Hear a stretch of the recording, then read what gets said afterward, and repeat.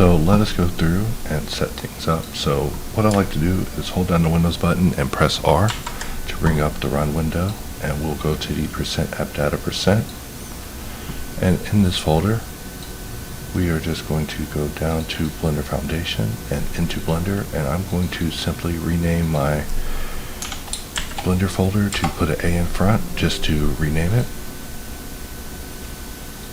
And now if we load up Blender 5.1.1, it will load up with its preferences anew as if it's never seen me before. Let me scale it to fit inside the window.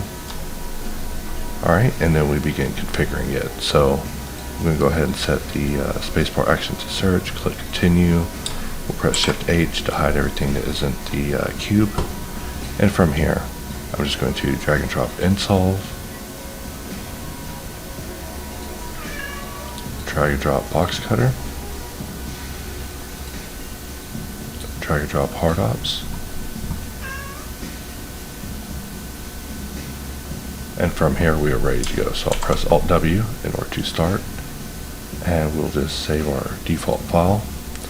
And with that, we are able to get in and begin working. So I'll press Alt X, mirror to the other side, Alt X, mirror to the bottom. We'll go under Dice, Alt click Dice to perform a dice all the way through. We'll press T, bring this in, and get something like this. I'll go in edit mode. We'll grab these two faces, delete them, and just like that, we have created a simple shape, just getting in here, just getting started with Hard Ops and Box Cutter after installation.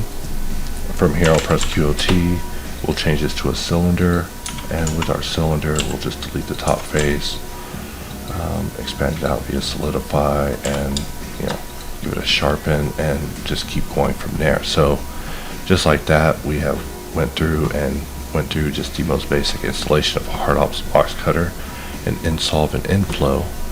And that's how you do it when it comes to formatting the preferences and starting over fresh.